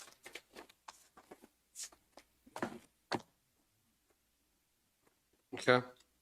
It's these three individual sheets here. Here, okay. And then on the last one, under number 2, there's a bullet. The second bullet point is supporting small businesses, and that will talk about what can be funded. Funds can be distributed. What, page 4? Yep. I got you. So funds can be distributed to small businesses to help address financial challenges caused by the pandemic. Funds can be used by small businesses to make investments in prevention and mitigation tactics, and it can also be used for the county to provide technical assistance to small businesses. Funds can be distributed to small businesses via grants, loans, or in-kind services. Should Lynn County distribute funds to small businesses, we will need to ensure that we maintain documentation and support on the county's decision that shows the business or business district was affected by the pandemic and that the aid given responds to that impact. And so then these documents go back to those 3 points. How much money did we give out the first time? No, not through these funds, but Through the the small businesses? CDBG, we were awarded, 132,000, I think, with what we paid regional planning. I think we gave out 120,000. How does that affect this? So there can be no duplication of benefits. So if they use, They already used their money, it's done. so CDBG was a reimbursement basis. Right. So they had to provide utility bills, Sure. whatever. So if you gave me March through July of 2021's utility bills and you got CV money for it, you cannot give me March through July of utility bills to get. But they can still apply for new. Yeah, so they could use So it's just, August through whenever. since we're small businesses, there's only that few. I mean, it just seems like we just keep giving and giving and giving. Yeah, I mean, you do not have to use it for small businesses. It's completely up to you. And that would, what we would do if you did choose to do small businesses is we would create an own program. So you would say, we are allocating X amount of dollars to small businesses over the next 6 years. And here are the stipulations of when you use it. And so then it's a first come, first served basis. If ABC company comes and applies and gets $50,000 and DEF company gets $50,000 and you allocated $100,000, you're done. I mean, you can allocate more, but it would be its own program. You would allocate those funds, set them aside. We would receive applications specifically for that program, they would not come into you as a whole. Where are we at, you think, on businesses that haven't applied in the past for funds? How many businesses do you think that would affect? New businesses, not new business, but businesses that have not already applied for. I mean, I don't, honestly, I don't know. We don't do any kind of regulating businesses in the county, so they don't have to register with me or anything like Right. that. The business directory that we created has over 60 entries, and most of them did not apply for Okay, CDBG. so there's a good, I think there are Okay. many businesses that I didn't see. I was just trying to figure out how much money we would even put Right. one in. How would we consider that? I got you. We would need to look, so CDBG had the low to moderate income guidelines that a business had to meet to be eligible for those funds. And I'm not certain if ARPA money is going to have LMI qualifications that they'll Okay. have to meet. That usually disqualifies quite a few businesses if Okay. they don't have that. We had that a lot too. We had quite a few businesses that they're. Wouldn't qualify. And it wasn't just the employee itself, it was the employee's household. So if you had a high school kid working for you, you had to have household income for the high school kid. So if his parents made above X amount of dollars, no longer, the business is no longer eligible if they didn't have 51% of their employees meeting that. Okay, And that was a lot of the struggle. okay.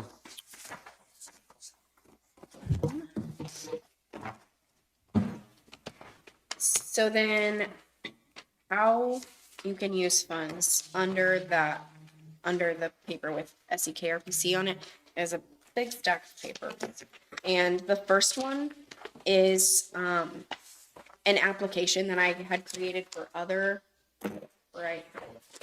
Yep.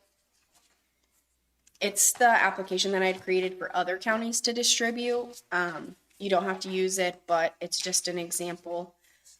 It gives me everything that I need to determine if it's an eligible project, if they're an eligible recipient of federal dollars, and then also briefly explains what they would be committing to, which means if you give QuickCom money, they need to use a contractor, they have to follow federal procurement and bid policies, which means if it exceeded, I think, or your local, which I did read your local procurement plan, but I don't remember what your numbers were. But federal numbers are if it exceeds $250,000, we have to do competitive sealed bids. If it exceeds $50,000, we have to do open quotes. So we have to get 3 or more quotes and then choose the lowest qualified quote. And then behind that is something to go along with the application that gives them a little guidance and tells them some examples of what it could be used for. It can be used outside of this a little bit, but the biggest things are in here that they can refer to when they're filling out that application. I want to use Taylor's application. She's already got it all created. Other counties are using it and it works. It gives her everything she needs to keep track of her records. So And if you this guys, is what I would like to use. if you guys need it, if you guys wanted more information in the applications than what's on this, then we can do that. This is kind of the bare minimum of what I'll need so that I have everything for reporting when I go to do the yearly reports, and so that we can make sure we're in compliance the whole time. Okay. So where am I gonna find what we can actually use the money for? So the next thing is expenditure categories, and it tells you, Is that here? yes, it tells you the very basic things of what you can use the money for, all of the expenditure categories that would fit in. And the next document is a fact sheet that kind of goes in depth on these expenditure categories.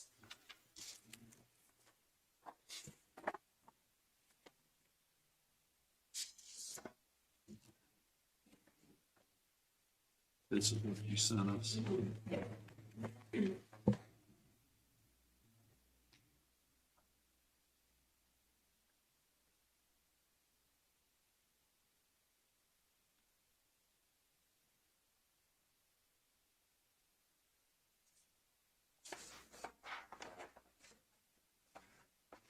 What would provision of government services, 6-1, what would that entail? So that's revenue replacement, which we should run. It would include your county treasurer pulling all of the financial documents from 2019 and putting them in an Excel spreadsheet that's been created by the treasury to compare them to your financial information from 2020. And if there is revenue replacement, you guys can take those funds into your county budget, and there are no ARPA restrictions on them. They are now your money. They were used as revenue replacement. You can do this every single year for the next 4 years. So 2019 and 2020, 2020 and 21. If you did not have revenue replacement, you don't get that money. That's not an eligible thing. Would we have, do you know off the top? It is very difficult. You can't just say, oh, yes, we made more money in 2019 than we did in 2020. It goes really in depth, the Excel spreadsheet. Sure. So, I don't know what we would have lost. Okay. in income. I mean, ours is basically property taxes where our income comes from. Gotcha. did you have lack of people paying the property taxes? Well, I would have to get the treasurer to know exactly, but I don't think it was a big issue for us. A lot of the smaller counties aren't having revenue replacement. We should probably still do that calculator just to be sure. Because that gives you free money, basically. I mean, the revenue replacement goes into your hands and you can use it freely. Okay. There are no longer operations. What about administrative section That's 7? fine. That's the you? money that you're paying us. Okay.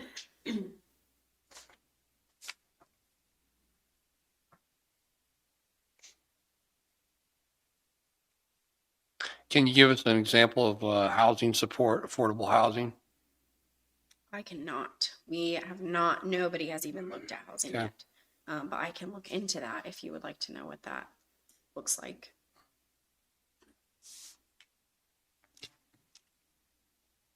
So I've had companies reach out for broadband.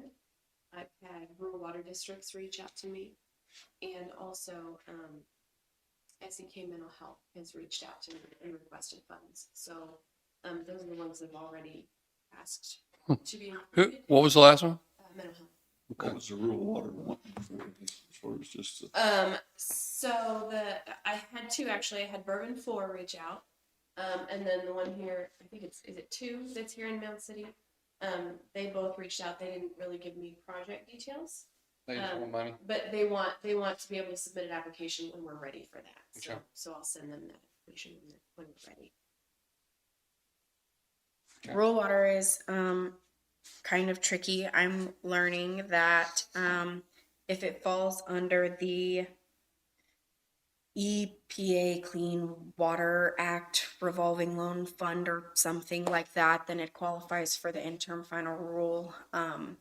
We've dealt with a couple rural water district applications so far, and I think we're just gonna have to kind of wait if you guys do get those and want to review them, because there's a jumbled information on what a rural water district can qualify for and what they can't. So we don't want to award funds too early and then have to backtrack. Right. So like on 5-13, water source, water storage, would that be for water towers? Yes.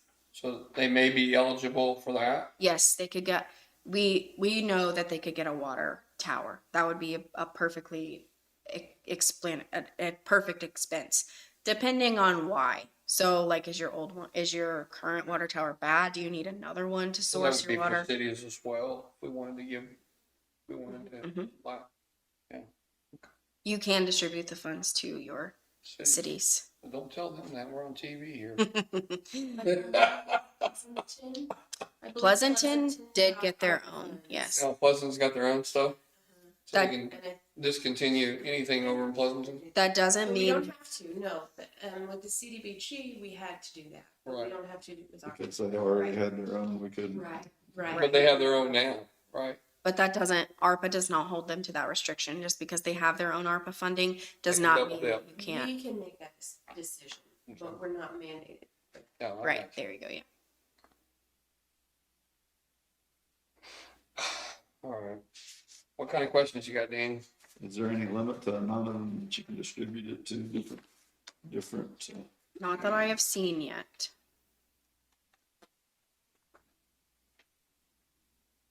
We have, what did you say, 3 years to allocate the funds? You have till December of 2024 to allocate and December of 2026 to expend. What's, go back to page 2, because I like to ask, while I got you here. Rehiring public sector staff, what's that entail? So if you had to lay off employees, you can rehire up to the point that you were prior to the pandemic with using ARPA funds. You cannot overstaff. So if you had 10 employees prior to the pandemic, you can only staff back up to 10 employees. Okay, Where is that? you're not helping me. Where do you see that? 2.14. Stay up with us then.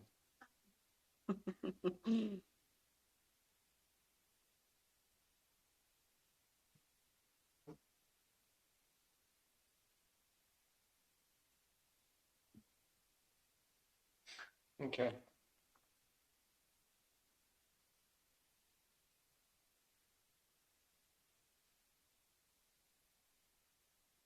I don't know if you're thinking about it, but if you look at expenditure category 4, it's premium pay.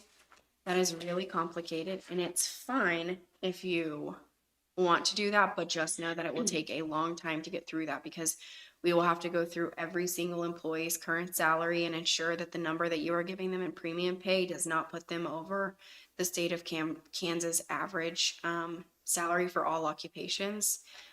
We will have to make sure that they're not receiving over a certain number of dollars per hour.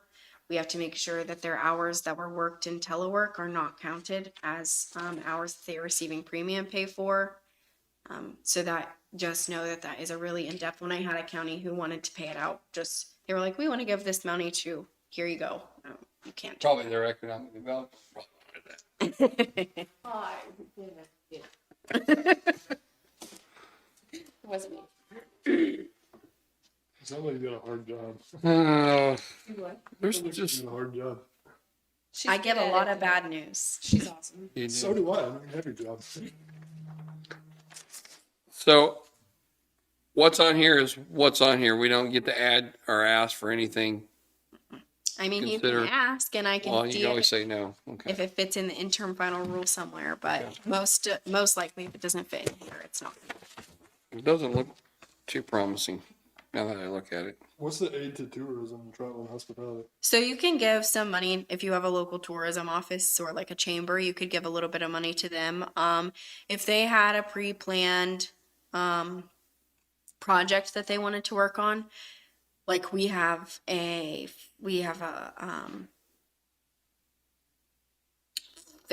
fair board that had a pre-planned project, but then they couldn't hold their events that would normally raise the money to pay for that project. And so we were able to pay for that project out of ARPA funds because they didn't get to, because they had missed events and it was a pre-planned project Gotcha. Pre-planned meaning they were planning on doing it before the pandemic. prior to the pandemic. Yep. Okay. Can you check with our fair board? I was thinking the park. That's probably what you was thinking. Household cash transfers, I mean, we give everybody cash money in the county. Okay, I'm sorry. The household assistance cash transfers. Cash transfers, I have no idea. 2-3. We just put money in everyone's bank account. Where-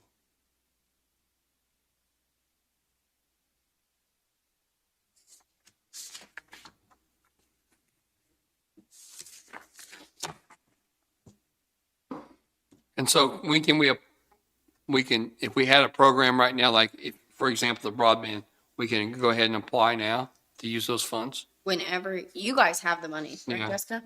We do. Yep. So yeah, it's at your. She's been going to the hair salon a lot now. Now I know why. Funds. And you'll get the other half next, approximately a year from when you applied for the first half. And you can accept applications whenever you're ready. And then, what I've been doing with other counties is you guys can accept the applications you want. I need a copy of all of them, but I will not review them until I'm instructed by you to do so. So if you want to look at your rural water districts first, then you need to tell me, I need you to review your rural water district applications, and I'll do that. But until I have instruction from you to review them, I'm not going to review them, because I have one county that I have 15 applications on my desk, and they have no interest in funding half of those. And so Would that be interesting before you? I'm not going to spend hours digging into all the paperwork until you guys are ready to expend them. Okay. What questions you got, Danny? None right now. Catch up. Need anything? Not right now. What do you want to ask us? Anything? I mean, I think that you guys should start by discussing your priorities, lining out what your Right. priorities are to expend them.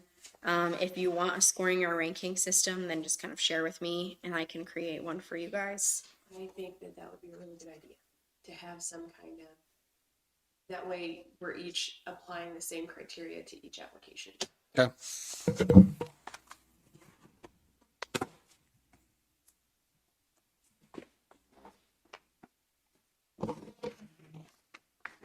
Does this fit with what we're, with the plan we're working on now? And any of the stuff that we brought up, like, well, the water stuff, you'll hear from every water district now, I'm sure. Mm-hmm.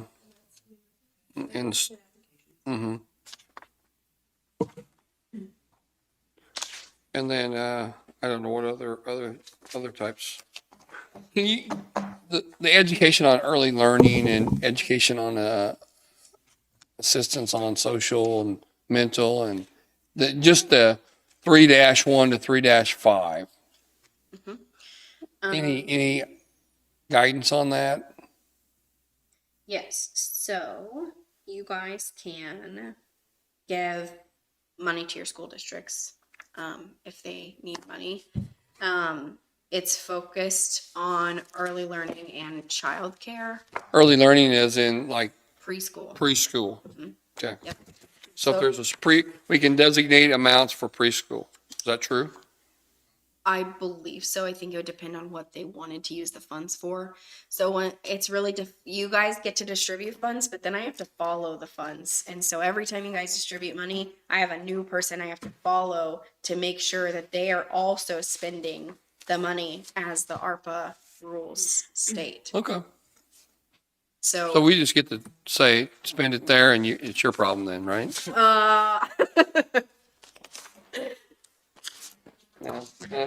we got the final vote. Yeah. It's like, I don't like this idea.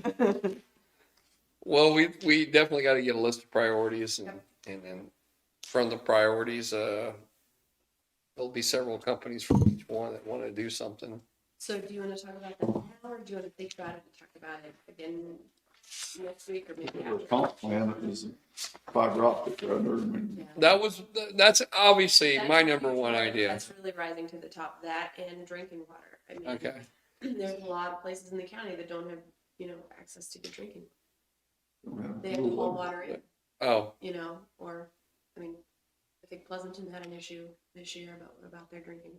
I mean, I'm hearing a lot about that too. okay. So probably get something out with cities, and not only cities, but the rural water districts. So if if we do allocate money to the cities, do the city submit an application to us, or how does that work?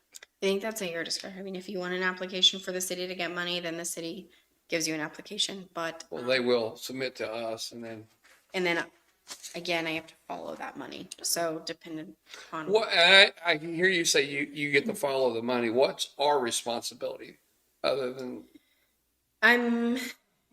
So we say we gave one of these broadband companies, which I'm sure that's what's going to happen, a few $100,000 to go to do a project for us. So What's our responsibility as the county? you're going to want to make sure that your expenditure categories or your scope of work is what you want to happen. Okay, So say it all it is, and it's approved, Sorry. and we give them the money. Mhm. You need to answer that?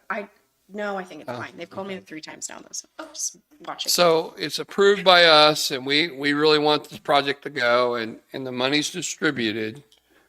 From that point, is it on you to worry about whether the city of whatever or the company of whatever is following the rules and regulations? Yeah, so what I did with other communities, whenever they decided, yes, I want to give ABC money, then I said, okay, when you do that, you need to have an outline scope of work. What are you approving them to do with this money? And that's what you Because get. that's what I approve. Okay. And then number 2, I need a point of contact because every time they make an expense, I need to see what that expense paid for. I need a receipt. I need, if they are using a construction company, I'm going to have to review payrolls, make sure they're paying Davis-Bacon wage rates, make sure they're in If it was to compliance give with money whatever. to a city or something like that, then you'll follow it too to see if it's spent on what we said.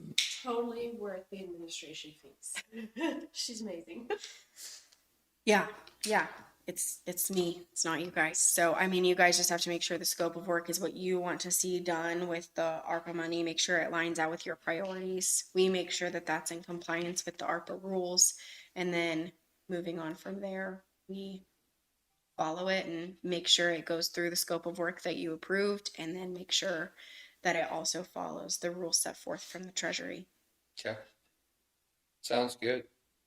Okay. Do you want me to come back? Do you want Jessica to just call me when you guys are ready? I think we should probably have Jessica Okay. Yep, we'll do that. contact you. And it's not every time we want to allocate. So I'm just talking out of turn, maybe, I don't know, but if broadband's our number one thing and we want to give that award a company that, there's 2 of them right now. If we want to award them and then the next project in line with something else, are you going to come back each time or are you just going to be able to do it over the phone or internet or what? I mean, it's completely up to you guys. I have one county who wants me in front of them every 2 weeks. And so even though most of the What time, counties you take care of? I have 3 counties and 2 cities. This is the best one, though. This is the best We get one. You along. guys are great. Yeah, I know. Not today, right? We haven't done anything yet.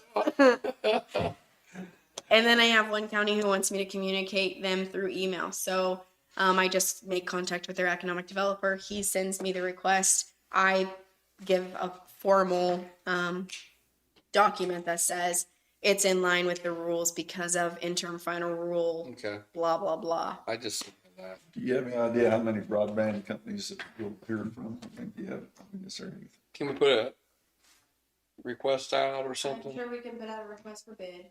Mhm. My guess is, QuickCom Peoples and Crocan, I'm sure will submit something. And people, Talking about to the papers. Peoples. that's 3.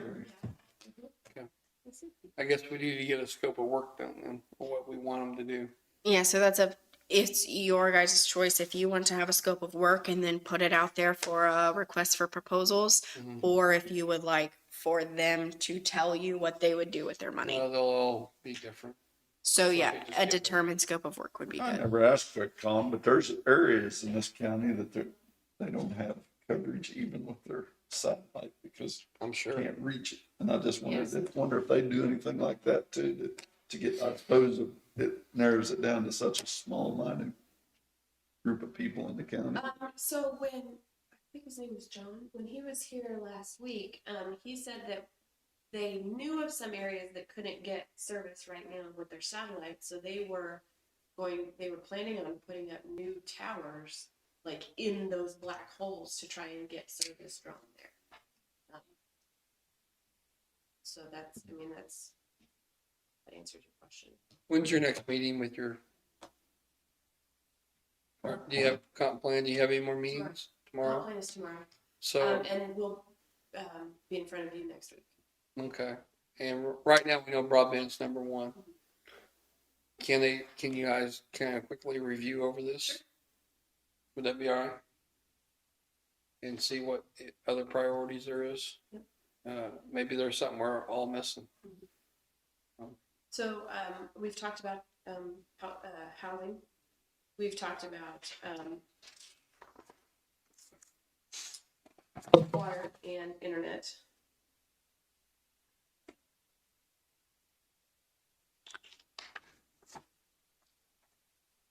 Those are the big ones that we've talked about. A little bit about tourism and travel, but not a whole lot. And we've talked quite a bit about, small business. Can you get these 2 pages with Chris? Can you get it on our internet? On our page, on our website? So if somebody wants to look at it, Yeah. they'll know what it is. I'd probably recommend putting not this one, but the one that's with the application with it. So you don't have to put the application there, but I'd probably put this document with that. Okay. If you're gonna publish it for the public, Yeah. I would put those two together. Cause this explains this a little bit. Okay. Do you guys have anything you want me to look at that you were thinking you wanted to spend your money on, but now seeing this, you're not sure? Or, Well, I didn't see a whole lot in there that, so just because it's not on that list directly, doesn't mean there's not a way to get it paid for. I like our meeting we went to at the cities, all of us looking for money. yeah, You know, is there something we could do for the cities and the community? sure. Where we can break it down, what could we do that they could use the money for? There was a page, where was it? So I'll like dig up actual Stuff for cities. stuff from the That each documents that city say could use, cause what- we had the meeting down there, you know, every one of them. Getting ready to try to schedule another one. Yeah. I think I kind of talked with Jessica, you guys don't have your own ambulance service or anything, it's We hire it out. We have okay. We're contracted So- with them. Not that, and you guys don't have a hospital in your county, nope. No, we don't have sick people here. No sick people, never. Healthy community. I was just thinking, do you Well- guys have bridges that need fixed? What about, what's the thing we talked about down? Landfill, What's it called? the I don't know why I can't think of it. solid waste, You got anything for solid waste down there? Can you look that up? as far as What's that thing called? walking floor trailers. Walk-in floor trailer. That makes no sense to you, I know, but Nope. look it up. Okay, It's a way of loading trash to take it to the landfill. okay. It's gonna be a stretch, but That would cut down on the amount of Yeah, drastically. exposure to our employees with the trash too, if Yeah. it was set up that way. uh-huh. Instead of now where it's dumped in on the floor and they. Oh, it's terrible the way they have to do it. Would be a deal, yeah.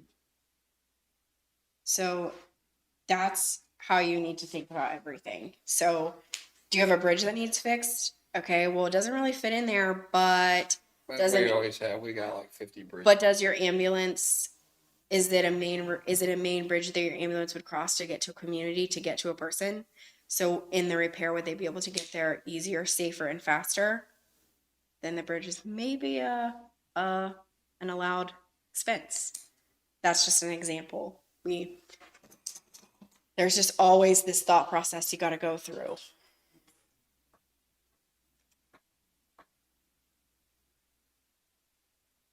Is the landfill county operated?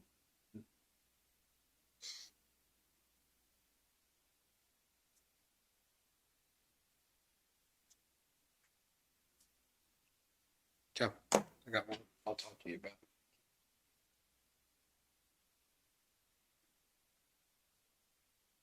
And currently, so can one of you just email me how your landfill currently operates? Like, what do they have to touch it with their hands? There's not a, yeah. I don't know Foot, if it's like hands, but I think to some extent. They do, they separate certain things out. Yeah. And this walk-in floor trailer would cut down, It would eliminate it would that. eliminate that. Okay. And it would be much more economical for us to send it from there to our landfill in Arcadia, which is about 45 miles from But it would be safer. safer, much healthier. Less travel on the road, don't save us lots of mileage. Less exposure. Say those words. Okay. Yeah, I'll look into transferring money to cities and this walk-in floor trailer. And do you want me to just email this to Jessica? Mhm. Okay, Should we wait? do I that. think you'll have that about one. Buy one? I won't even be back by one. Can't drive and work. Yes, very safe. That's a very safe facility. Safety here. Well, thank you Okay. for coming up. No problem. Yeah. What's your first name again? Taylor. Taylor. You guys can email me personally or call me if you have any Yeah. questions, or you can send it through Jessica. She doesn't get enough mail anyway. What? Emails. You don't know. I don't know. Thanks, Taylor. Where you going home? Okay, I'm just gonna talk to you. Bye, Jessica. Just let me know. Thank you. Thanks, guys. All right. So, where'd she go? She just walked out. Oh well.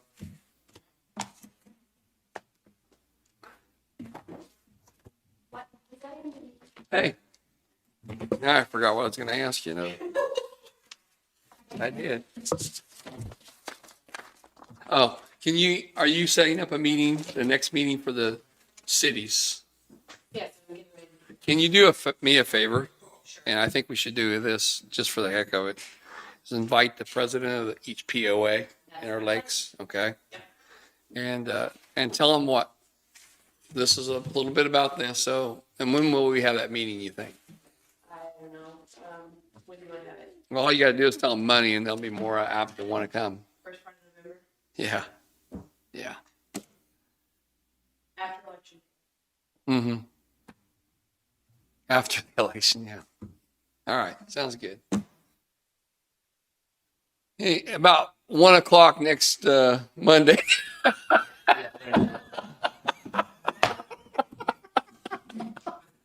This is real help.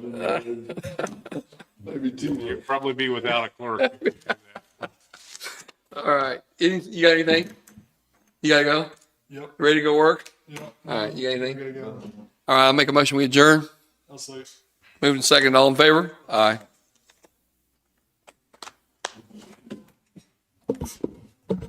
What could we use small business for, Jackie? What small businesses, what would they use? What would